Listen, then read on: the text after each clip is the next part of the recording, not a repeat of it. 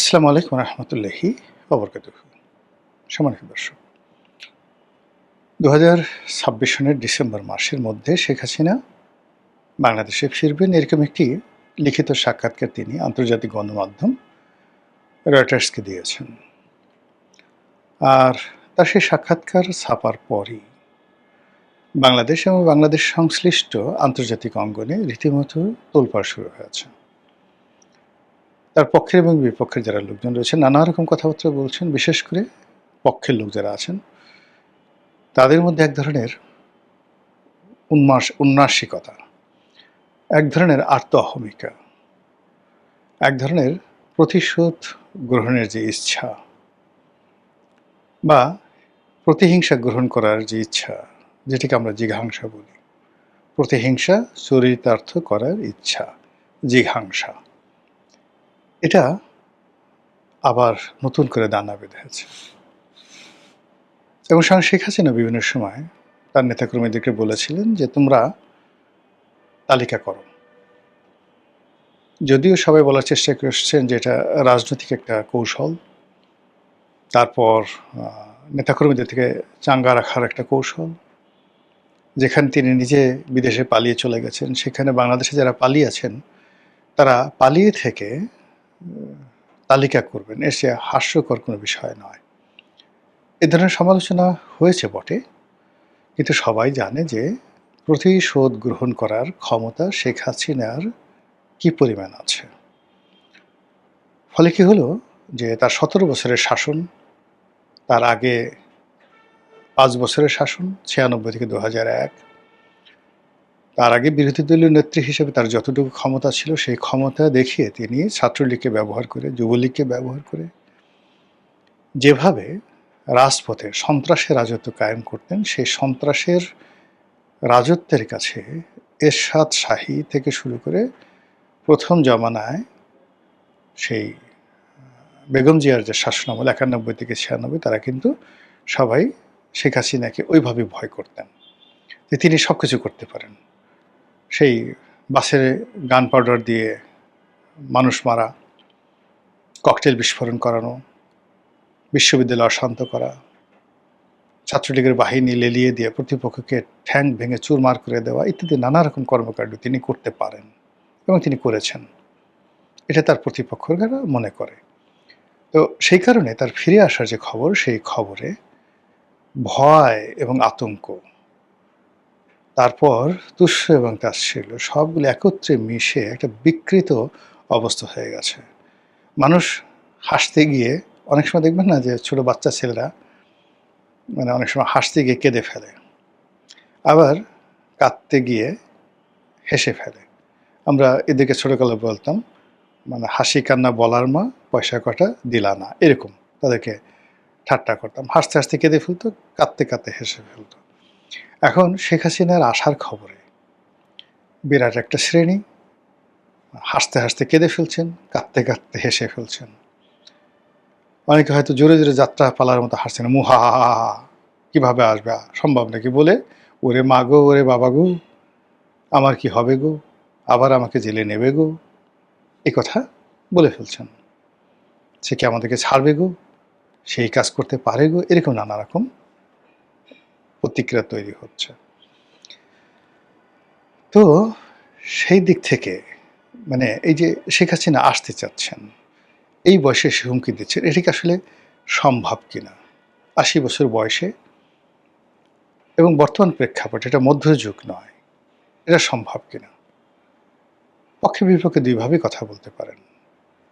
আপনি দেখেন যে পৃথিবীতে কতগুলো শাসক আছেন, যোদ্ধা আছেন, যারা যুদ্ধক্ষেত্রে যথেষ্ট নিষ্ঠুরতার পরিচয় দিতেন, ইচ্ছা করে দিতেন। বিশেষ করে Timur Lang, Genghis Khan, Hulagu Khan, এই বংশের আরেকজন ছিলেন বাতু খান, যিনি ইউরোপ আক্রমণ করেছিলেন, বাতু খান। মানে তার ভয়ে ইউরোপ তছনছ হয়ে গিয়েছিল। তারপর আরও অনেকে আছেন, রাশিয়াতে আছেন, বেশ কয়েকজন ছিলেন।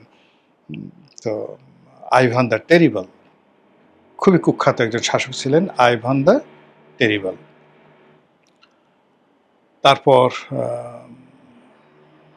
মধ্যপ্রাচ্যের সেই আয়ামে জাহিলিয়াত যুগের বহু সংখ্যক শাসকের নাম বলতে পারবো, যারা শুধুমাত্র যুদ্ধের ময়দানে যাওয়ার আগে যে সন্ত্রাস করতেন, সেই সন্ত্রাসে তাদের 90% বিজয় হয়ে যেত। এবং যখন তারা কোনো একটা বিজয় করতেন বা শহর জয় করতেন, সেখানে মানুষের মাথা কেটে তারা পিরামিড তৈরি করতেন, এবং সেই পিরামিড বহুদিন পর্যন্ত গন্ধ ছড়াতো সেখানে, মানুষ পাগল হয়ে যেত, কুকুরগুলো পর্যন্ত সেখান থেকে দুর্গন্ধে চলে যেত। এর ফলে ওই সমস্ত শাসকের নাম শুনলে মানুষ থর থর করে কেঁপে উঠত, থর থর করে কেঁপে উঠত। তো সেই কারণে কি হচ্ছে, কিছু শাসক যারা ভালোবাসা দিয়ে, প্রেম দিয়ে, নীতি নৈতিকতা দিয়ে শাসন করেন, আবার কিছু শাসক আছেন যারা নিষ্ঠুরতা দিয়ে, নির্মমতা দিয়ে, কঠোরতা দিয়ে শাসন করেন। তো শেখ হাসিনার ক্ষেত্রে আসলে নির্মমতা, কঠোরতা এটা আগে চলে আসছে।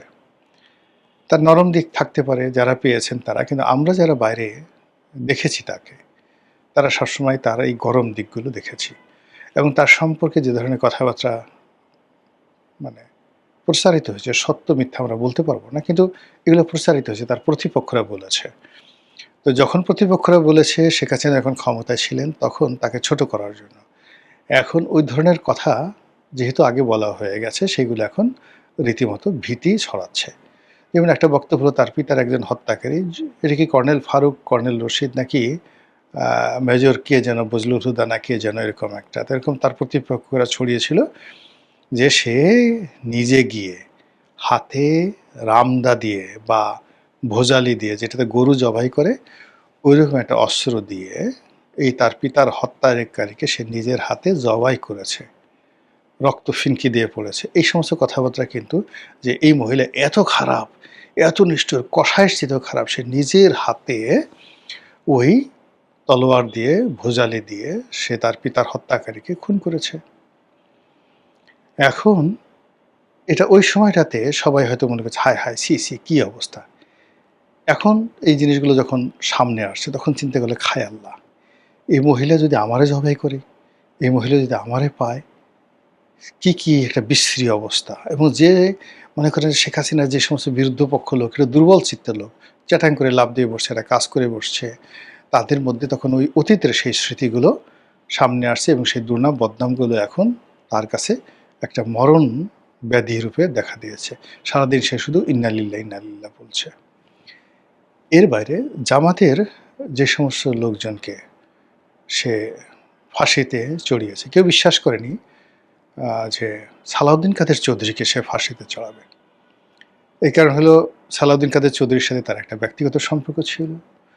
সালাউদ্দিন কাদের চৌধুরীর সঙ্গে আমারও ব্যক্তিগত ভালো সম্পর্ক ছিল। উনি যেটা বলেছেন যে সালাউদ্দিন কাদের চৌধুরী মানে তাকে, সালাউদ্দিন কাদের চৌধুরী আমাকে বলেছেন যে তার সাথে তার একটা সম্পর্ক ভাই বোনের মতো। দুনিয়া উল্টে যেতে পারে, শেখ হাসিনা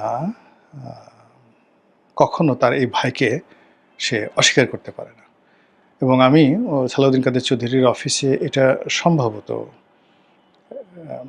সেই 91-92 সনের দিকে তার একটা সাক্ষাৎকার নিয়েছিলাম। আমি তখন নতুন ব্যবসা শুরু করেছি, আবার পার্ট টাইম সংবাদপত্র চাকরি করি। তখন তিনি এই কথাটা বলেছিলেন।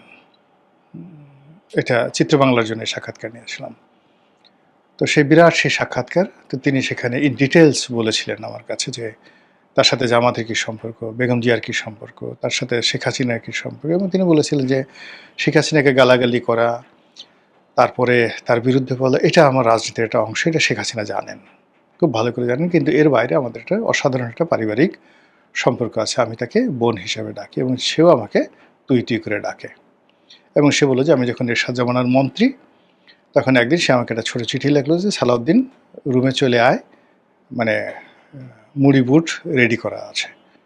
তো গিয়ে দেখলাম যে সেই রুমে গেছি, 10-12 জন আওয়ামী লীগের এমপি, সবাই মিলে সেই মুড়ি বুট একসাথে বসে খেলাম, গল্প করলাম, অনেকক্ষণ হই হুল্লোড়। এর মধ্যে কে বা কারা এরশাদকে জানিয়ে দিয়েছে যে আপনার মন্ত্রী তো শেখ হাসিনার সাথে যুক্ত হয়েছে, সেই 86 পার্লামেন্টে যুক্ত হয়ে এখন কু হয়ে যাবে, আমার চাকরি যায় যায় অবস্থা। তো এই হলো সালাউদ্দিন কাদের চৌধুরীর সাথে তার সম্পর্ক। ফলে সালাউদ্দিন কাদের চৌধুরী একেবারে ফাঁসিতে ওঠার শেষ মুহূর্ত পর্যন্ত সে বিশ্বাস করতে পারেনি যে শেখ হাসিনা আসলেই তাকে ফাঁসিতে চড়াচ্ছে। আবার আরেকজন খুব বড় নেতা, রাজনৈতিক নেতা, এই ২-১ দিন আগে আমাকে টেলিফোন করে বললেন যে আ আ তার নিষ্ঠুরতা, যে রনি ভাই তার যে নিষ্ঠুরতা কোন পর্যায়ে কল্পনা করতে পারবেন না। সে তার সাথে যখন ইলিয়াস আলীর ওয়াইফ তার সন্তানরা দেখা করতে গেল, তখন তিনি ইলিয়াস আলীর জন্য এত কান্নাকাটি করলেন যে আ ইলিয়াস আলীর ওয়াইফ যে কেঁদেছে তার জন্য তার চেয়ে বেশি কেঁদেছেন শেখ হাসিনা। কিন্তু শেখ হাসিনা কিন্তু খুব ভালো করে জানতেন যে ইলিয়াস আলী কেল্লা ফতেহ হয়ে গেছে। তো এই হলো শেখ হাসিনার চরিত্র। এক হাতে বাঁকা বাঁশের বাঁশুরি আর এক হাতে রণতুর্য। ফলে তিনি যদি আবার ক্ষমতায় আসেন আমাদের সবাইকে জেলে পাঠাবে, ওই নেতার বক্তব্য। এরপরে তার ছাত্রলীগ, যুবলীগ আমাদের ঘরের মা-বোনদের ইজ্জত লুট করবে, আমাদের ঘরের সবকিছু লুটপাট করে নিয়ে যাবে। এটা চলতে দেয়া যায় না, এটা হতে পারে না। রনি ভাই, এটা হবে না বাংলাদেশে। ৫ কোটি মানুষ, ৬ কোটি মানুষ এই ভয়ের মধ্যে সে একেবারে খালি হাতে শেখ হাসিনাকে, যাকে বলা হয়, বরণ করে নেবে এবং শেখ হাসিনার অত্যাচারের কাছে নিজের আত্মসমর্পণ করবে। এটা হবে না, হবে না, সে আসতে পারবে না। এবং এই কথা বলে সে মানে পরবর্তীতে ওই যে বললাম না, বলতে, বলতে নিজের যে ভয়, সে ভয়টাকে আবার তিনি উদগীরণ করে দিলেন। তো সার্বিক দিকে থেকে যেটা মনে হচ্ছে যে শেখ হাসিনা অত্যন্ত সুস্থ জ্ঞানে, সুস্থ মস্তিষ্কে, একেবারে ধীর স্থিরভাবে তিনি বর্তমান সরকারকে এবং তার বিরুদ্ধ পক্ষ যারা আছে তাদেরকে ভয় দেখানোর একটা পরিকল্পনা গ্রহণ করেছেন। আসা না আসা সেটা পরের ব্যাপার, কিন্তু তিনি এখন ভয় দেখাবেন। যতক্ষণ পর্যন্ত আন্তর্জাতিক মিডিয়া তাকে মাথায় করে না আসবে, যতক্ষণ পর্যন্ত ভারতীয় কর্তৃপক্ষ তাকে পরিত্যাগ করবে না, এবং যতক্ষণ পর্যন্ত তিনি বার্ধক্যের করাল গ্রাসে তিনি ছিন্ন বিচ্ছিন্ন ক্ষতবিক্ষত হবেন না, ততক্ষণ পর্যন্ত তিনি এভাবেই ভয় দেখাতে থাকবেন। যেভাবে অতীতে চেঙ্গিস খান ভয় দেখিয়েছেন, যেভাবে হালাকু খান ভয় দেখিয়েছেন, যেভাবে তৈমুর লং ভয় দেখিয়েছেন, এভাবে শেখ হাসিনা ভয় দেখাবেন। এখন আমরা সেই ভয় পেয়ে যদি চিত হয়ে পড়ে যাই, সেটা তো আমাদের ব্যাপার। এই জন্য তো আপনি শেখ হাসিনাকে দায়ী করতে পারেন না। শেখ হাসিনা বলে যে আমি তো এরকমই, আমি তো সারা জীবন ভয় দেখাই আসছি, ভয় দেখাতে আমার ভালো লাগে, হরলিক্সের মতো আমি এমনি এমনি ভয় দেখাই, সারা জীবন আমি ভয় দেখিয়েছি, আমি সবসময় এইভাবে কথা বলি, তোমরা ভয় পেয়েছো কেন? আমি তো আমার মতো করে বলছি, তোমাকে ভয় পেতে কে বলেছিল? তো কাজেই তিনি তার মতো তার কাজ করে যাচ্ছেন। এখন আপনি আমি, আমরা যারা আছি, আমরা কি করব না না করব, এটাও আমাদের একান্ত ব্যক্তিগত বিষয়। অর্থাৎ আমরা ভয় কি পাবো নাকি রুখে দাঁড়াবো? আমরা কি ঐক্যবদ্ধ হব নাকি ছিন্ন বিচ্ছিন্ন হয়ে শুধু দৌড়াতে থাকবো? মহান আল্লাহ আমাদের সবাইকে হেদায়েত দান করুন এবং হেফাজত করুন। আসসালামু আলাইকুম ওয়া রাহমাতুল্লাহি ওয়া বারাকাতুহু।